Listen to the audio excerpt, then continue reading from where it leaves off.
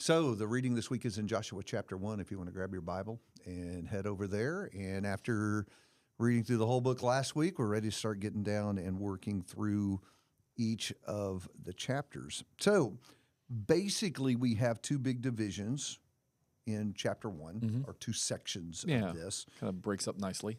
And in verses 1 through 9, I guess what do we say about that? The call of Joshua, or God's sort of Commissioning him. fatherly commissioning toward Joshua? Yeah, pep talk. and kind of everyday language gives him a pep talk. Yeah. No, I mean, there's a lot going on here in the details. I mean, the big picture is, yes, certainly God encourages and admonishes Joshua to accept the role and get on with it. One of the things I think is interesting, and this is just kind of, little details you watch all through the book. You notice how it starts at, after the death of Moses, servant of the Lord said to Joshua, son of Nun, Moses' assistant, Moses, my servant, is dead. There's this emphasis on Moses, my servant, versus Joshua, Moses' assistant.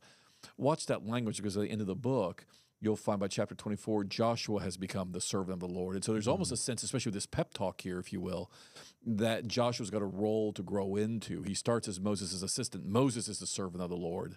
Both the way the inspired narrator describes, and then God himself in verse 2, Moses, my servant.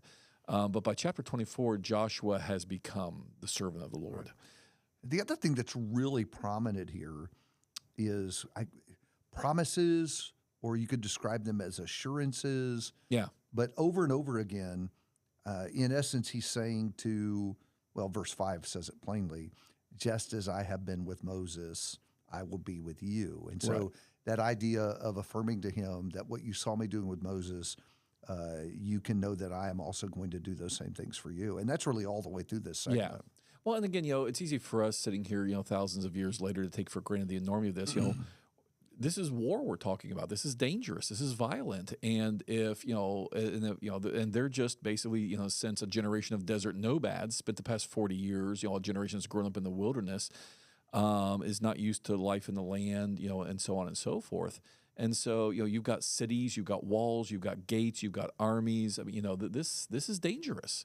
And so this is a good way to get slaughtered. And so there's a reason why God has to say, I will never leave you nor forsake you. You need to be strong and courageous. It's frightening stuff. It is. I mean, well, in their history, their history of going up is not a good history, right? That's right. Because initially they were intimidated by the people of the land. That's right. And that's why they ended up wandering in the wilderness 40 years, because they refused to trust God and go up. And so that seems also to sort of color what God says to him here, because absolutely there is that repeated phrase, be strong and courageous. Yeah.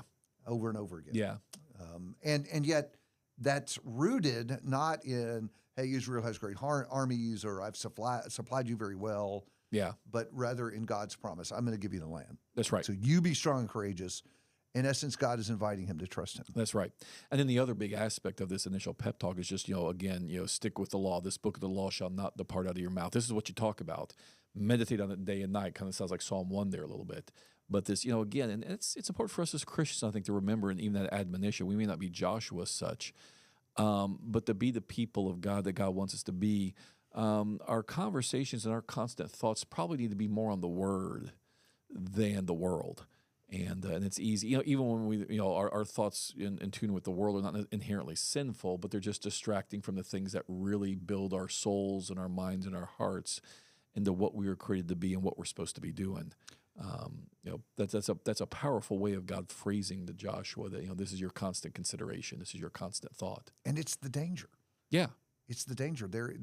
What God is doing with Israel here is very much like what you and I do every day.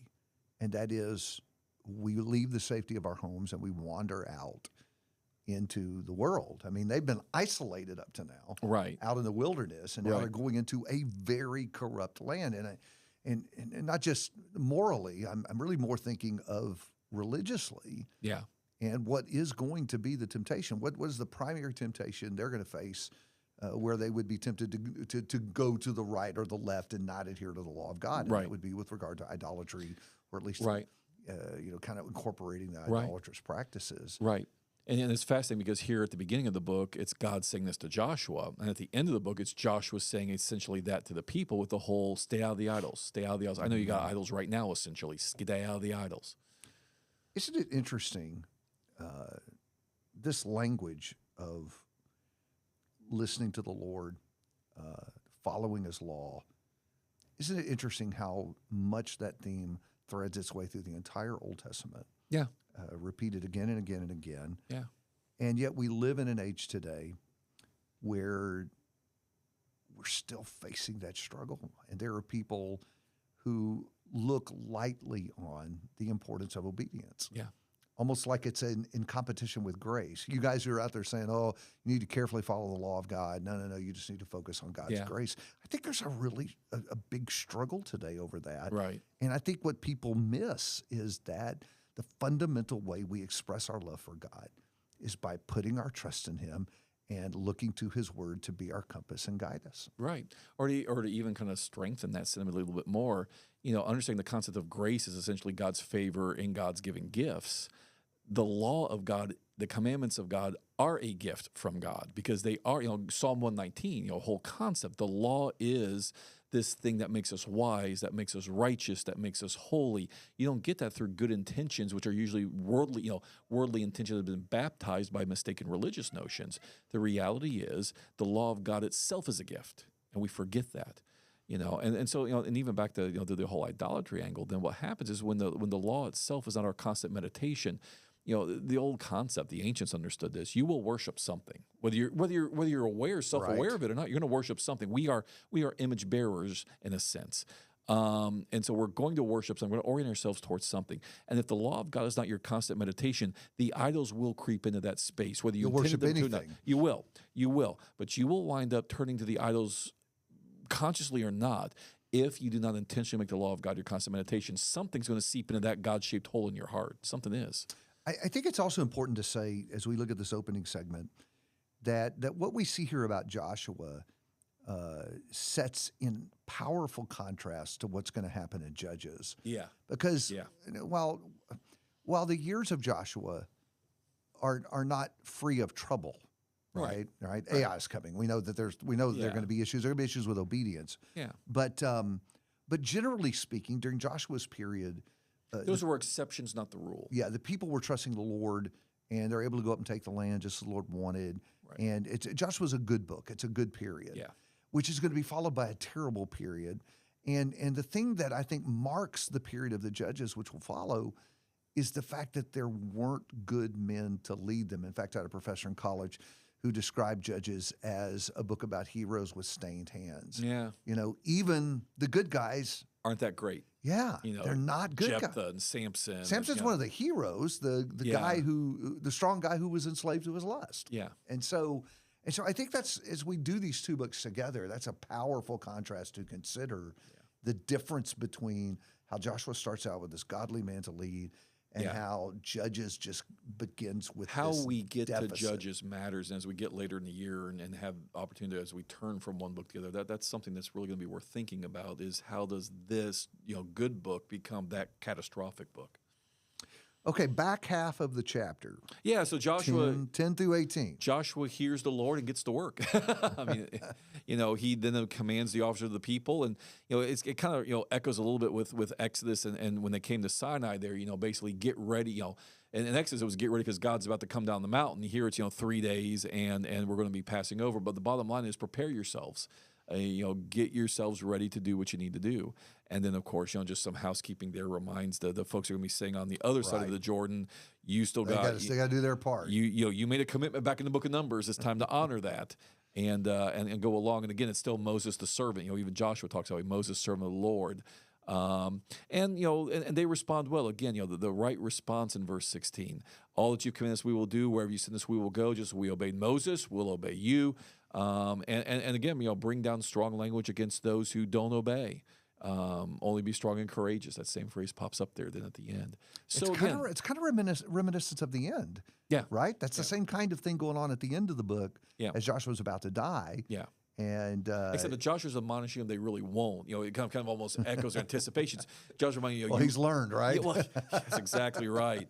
That's exactly right. Yeah, I mean, they're saying the right stuff, but Joshua's saying, yeah, come on, guys. Put away the gods that are in your midst right now. Oh, you're already cheating, so don't tell me. We're getting ahead of ourselves. Yeah, Sorry about that. But again, comparing beginnings and endings of these books is part of the clue to figuring out what's going on in between. Yeah. So, yeah, the punishment of verse 18, though. Absolutely. Anyone rebels against your command and does not obey your words and all that you command him shall be put to death. Yeah, which is the right answer. Whether it works out this way is what we have to read and see. Well, I think that is again just underlining the vital importance of obedience, and not just some kind of legalistic box checking obedience, but a heart that has. To me, throughout all this period, Joshua and Judges.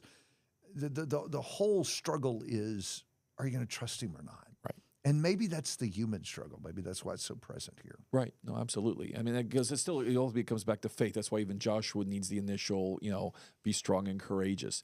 It's just hard to trust in God in real life, whether you're literally trying to take ancient cities with their walls and gates, or whether you're trying to trust in God today when you do the right thing and it impacts your career, your family life, all other kind of aspects of our lives.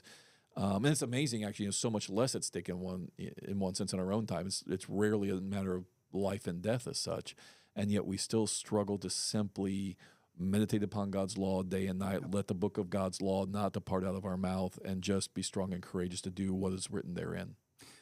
We try to think about things for kids because we know a lot of you are doing the Bible reading with your kids. Want to commend you for that, and try to offer some thoughts about what to say to your kids. I think this is a great chance to talk to young people about the fact that we do go out and wage a struggle in the world. We are in a battle, and the call to Joshua is the call we need to give to our kids, that God gives to our kids, and that is they need to be strong and they need to be courageous as they face a sometimes difficult world. So we hope you'll think about that with your kids. Remember also to get on the website and check out Randy's thoughts to be looking for as we spend some time this week reading in Joshua chapter 1.